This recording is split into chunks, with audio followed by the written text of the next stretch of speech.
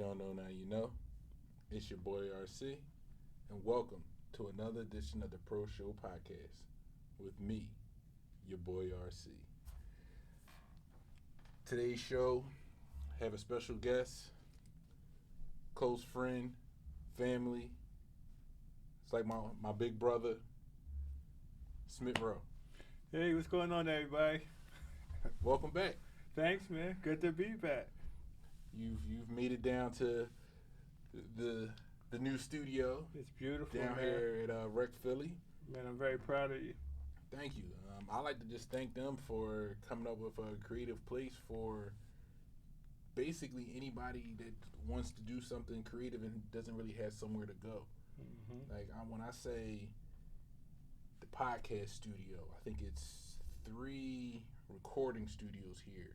There's an art studio. There's a studio big enough for a live band and a full. I forgot what how they explained to me. But basically, it's a full soundboard for like if you have a live band. If you want to tape a live TV show down here, there's a live stage here. Like, That's awesome. and it's amazing. I saw the opportunity, I took it. So I said, oh, I gotta pull my family in. I gotta pull my friends in. Anybody I know that's a creative mind, I recommend they come down here, get on board, and even come down, hop on the show. I'd love to interview them. Cool. Y'all hear that? Come on down. I'm here. I'm here for you. I'm here for you, baby. So what's going on, man? What's going on with you? Man, I just want to, that with 2020's been one hell of a year, bro. It's like Understatement.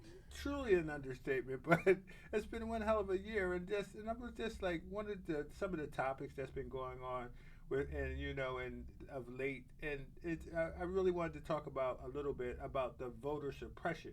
Okay. You know what I'm saying? And it's just so everyone. I'm not gonna say everyone, but a lot of people act like this is like this new effort to suppress the vote, and I just want people to know that voter suppression has been a part of this country since its inception.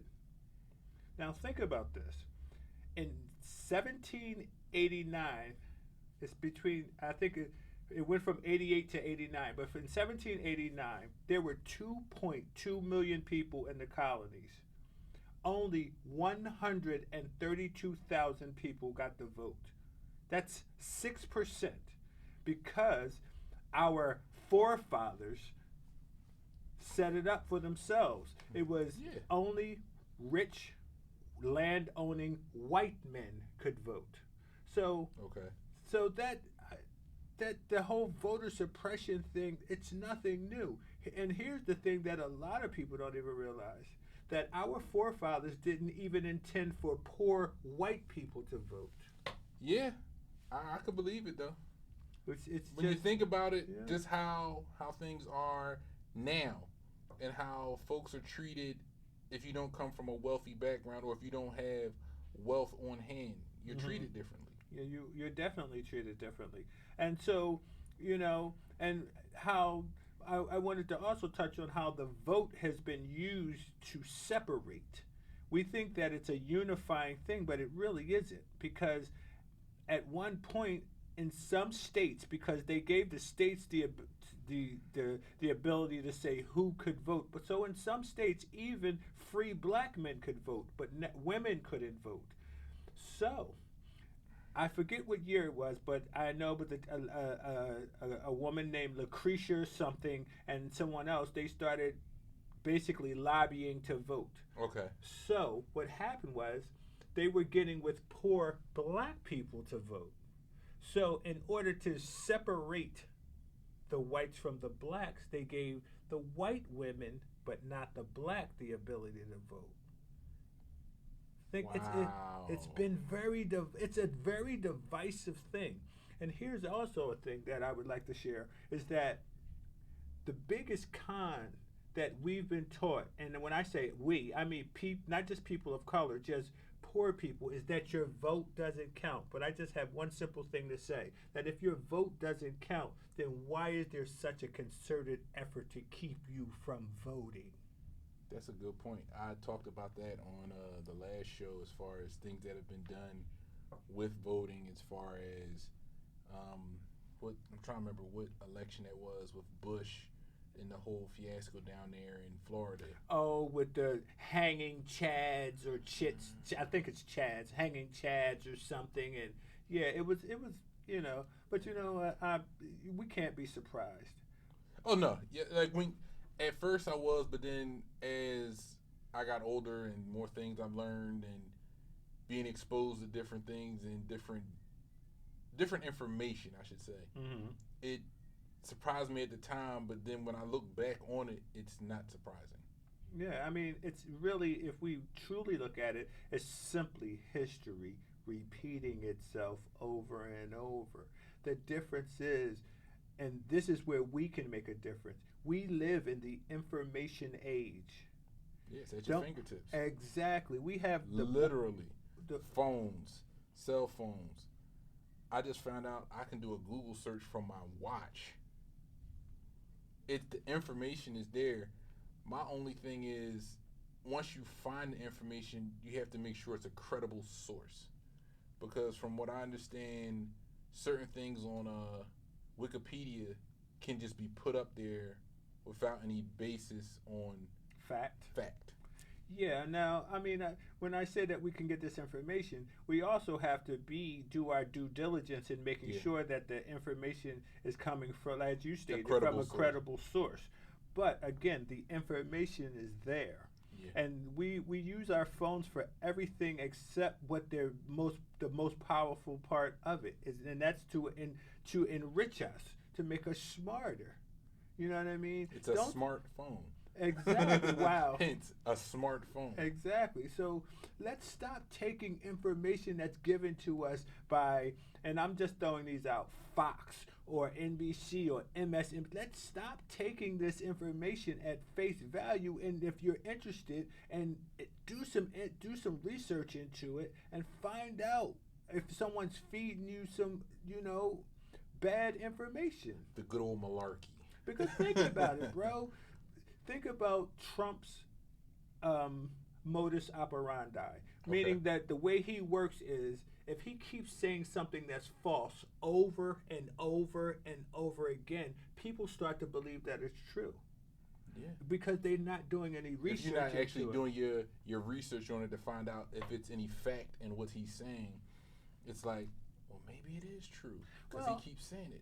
No. Well, he's like an idiot. No, he is an idiot. There's no like about it. He's definitely an idiot. He's an idiot, but these are another thing that people don't really pay attention to. During the 2016 election, on one of his rallies, he said these exact words: "I love the uneducated." Think about what that means.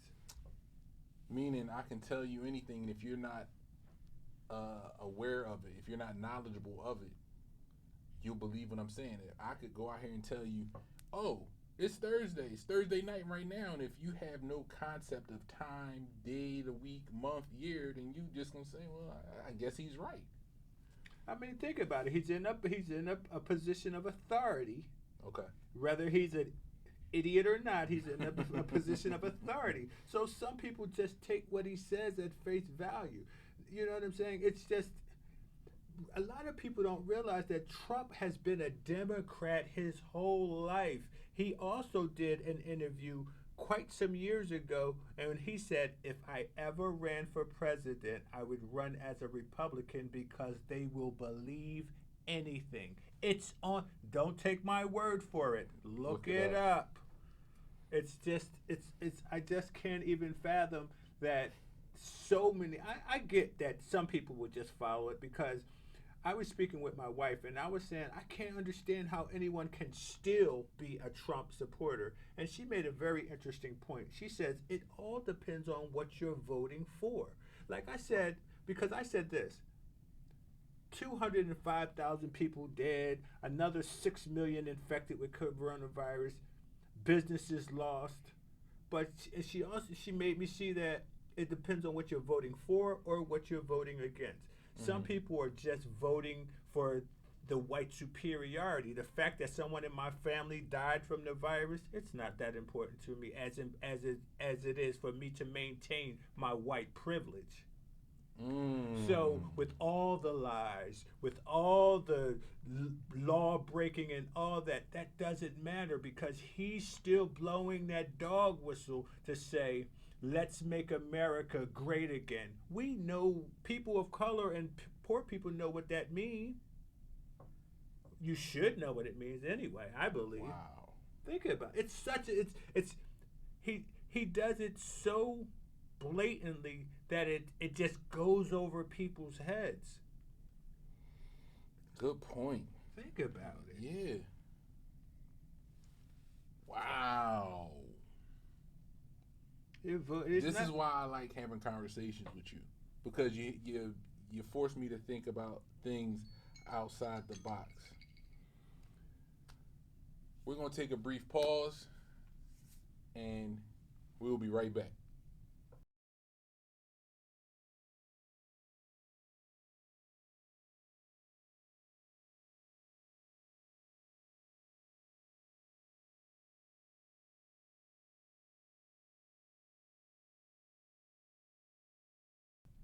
Welcome back to the TPS with RC. I'm RC. My guest Smittrow. You've made some valid points, and you've got me thinking a lot. Yeah, man. I mean, like we have to get involved in the process. The process, because that's the only way that change can be made is if we all, as a block, get into the process. See, and here's another way that they snooker us. We get so involved with the presidential election, and we put because we did that with Barack. We put him there. Yeah. But what we didn't realize is that what's just as important is the Congress and the Senate, because the Senate handcuffed Barack his last 4 years because they were a Republican Senate. So we have to, if we're able to put Joe Biden in January, we have to make sure that we vote and change the Senate so what he's proposing can happen. Think about it. It's but they don't really push that to you. You don't really get into No, because that. if they'll just say, "Oh, well, he's a Democrat, I'll just vote Democrat." But what if the Democrats aren't for what he's suggesting, or for the ideas that he wants to put into play? Well, one thing you know is that the Republicans aren't. Yeah, that's one thing you know. But we need to just get involved in the process, brother. I mean, in all aspects of it. You know, you and I have talked about and I'm not even talking about nationally, locally. Who touches our lives? Why are we not involved in who's becoming judges in our cities, in our states? Why are we not involved in that? Why are we not? Because who do they touch more than people of color? True. Why do you think hanging judges get to hang us, figuratively? You get microwaved for stealing a backpack. Instead of getting a year, they give you 5 years, 7 years because you don't know who the judges are. You're not voting for the judges. It's a very low. That's a very low turnout for judges. You know what? Your committeemen, your councilmen, what are they voting on? Do you know? Do you even know who they are? True. It's deep, brother. It's deep, and that's how the wool's been pulled over our eyes, for us not to get involved. We can change, because the truth is, in order for drastic change to happen, we have to get involved. That's why Mitch McConnell and all them other old white fucks have been able to stay in there for 15, 20 years. Nothing's gonna change if the same folks is there. If you got the same people in there, that's like, well, it's almost like insanity. Exactly. Doing the same thing, expecting a different result. Exactly. Think about, why is AOC, Alessio, I can never say her name right, but the girl from New York, you know why she's such a firecracker? Because she's got all these new ideas, and she's coming in here and she's talking to all these people who've been doing the same shit for 20 years. That's why her ideas seem so drastic. They're really not helping the people that's paying the bills. Why would we want to do that? Exactly. Why is Mitch McConnell going against giving people that's out of work more money? Like that, I don't know. Like, and then that's the thing. When you come across and it's put into basically layman's terms like that, that's some of the things that should make you want to get involved because it affects you directly. And that's where, again, that's where we've been told that, man, my vote don't count. Your vote definitely counts, and it means a lot. Again, that I will always pose the question: if it doesn't count, why was so much done from the inception of this country, yes, to now to stop our vote, hide the vote, anything to try to persuade you not to vote or to take your mind or your focus off of who you're voting for and why you're voting for them. Mm-hmm. It's a very deep thing, brother. Wow. So, when you hear somebody tell you that the system is broken, I would disagree. The system is working perfectly as it was designed. It's working how it was designed. It's not exactly. Broken. Wow. Exactly. Why were we surprised at what's her name, Breonna Taylor? Mm-hmm. Why were we surprised at that verdict? First of all, where it was, Kentucky, I believe it was. Why were we surprised? I don't think it was more surprise as in they couldn't believe it. It was more surprise as of, wow, this is still going on today. No, it's been going on. It never stopped. It's not, it's going on, it's still going on today. It never stopped. Think about this. When they paid Breonna Taylor's family $12 million, I would bet you $100 to a bottle of piss that part of that settlement was that they would admit no wrong. I bet you. Oh, yeah, because most of the times when you go through a case like that and there's a settlement offer put out there, accepting the offer also comes with stipulations. And exactly. You cannot bring this up again. That's probably the biggest one. And we admit no wrong. So thusly, if we admit no wrong, think about it. The effing sheetrock got more justice than Breonna Taylor, who's dead.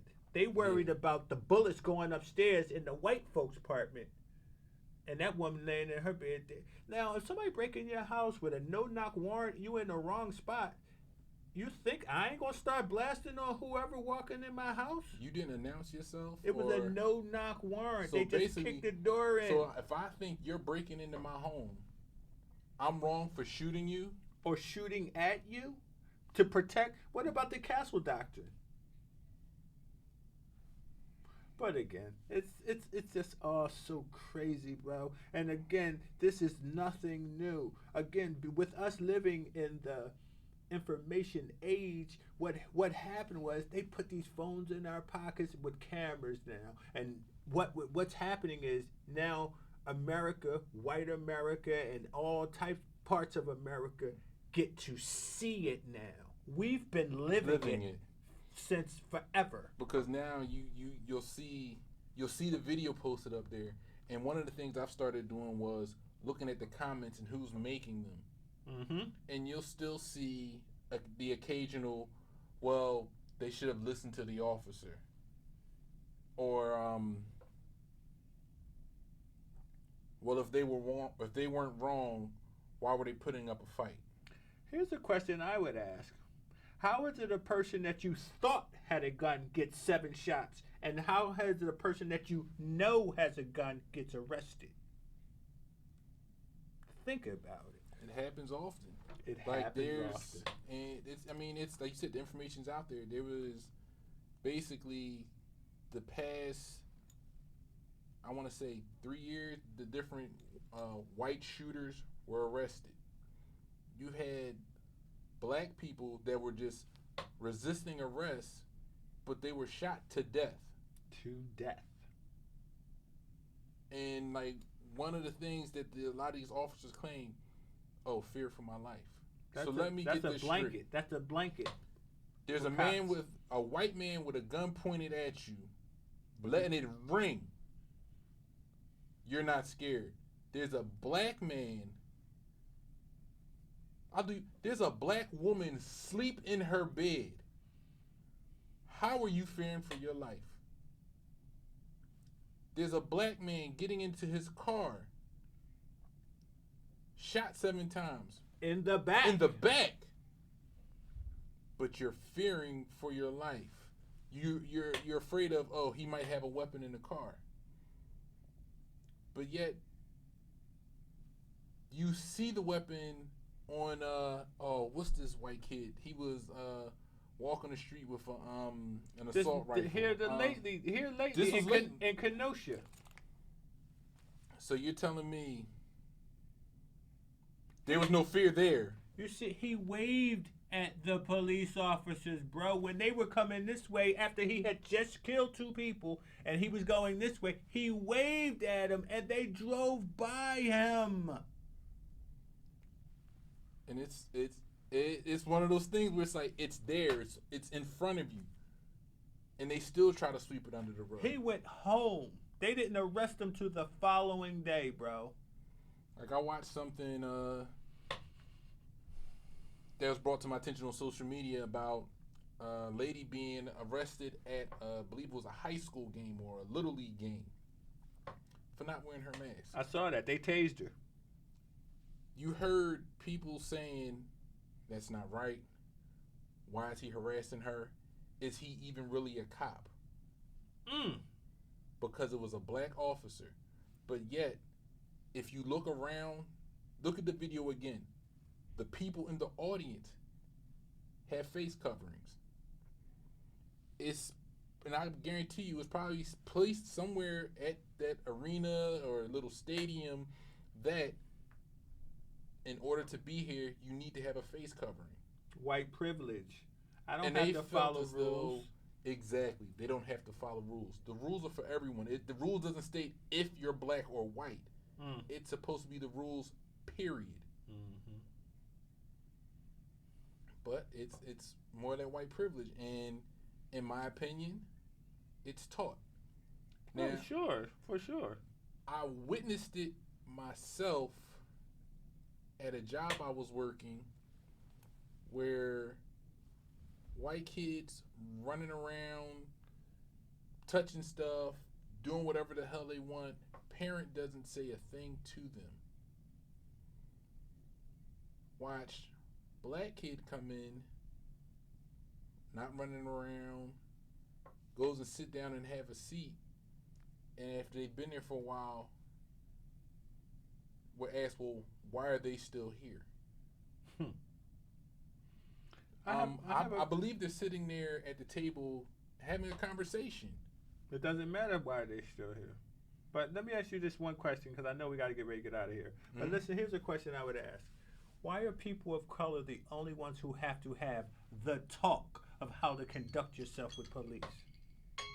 How about that? Think about it. Like why do you have to have the talk? I have to talk to my son as a teenager to keep him from getting killed. Because of something he might say.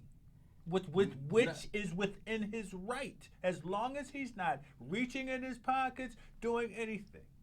He can not say making whatever. Any threatening comments or anything like that. But he automatically, he's feared. Why you got an attitude? Because you coming over here talking to me and messing with me, and I don't even understand why. I don't know why you're approaching me for anything. Exactly. I don't know you. I don't care to know you. Or have what is it? We're just having a consenting conversation. No, we're not, because I don't want to talk to you. You're forcing me to engage in this conversation with you, which I don't wish to have. You ever see that? We're just talking. No, we're not. But see, people get all shook with cops, and I don't. Whatever. But it's not about being shook with cops. But I get it. But yeah. Please, before we go, check out our show. Me and my brother have a podcast. It's called Lift Every Voice. Okay. It's all about it's about everything that we talked about, but definitely on a much deeper level. Like we can give you dates of things that happen and things like that. And yeah, just give us a shout, man. Check us out, man. Let the people know one more time. Yeah, check us out on Anchor, Google, all the platforms that have the podcast. Check us out. It's Lift Every Voice. All right. With Paul and Conrad. Folks, we've come to the end. Be safe. Love yourself. Love each other. And until next time, I'll holler at y'all. Peace.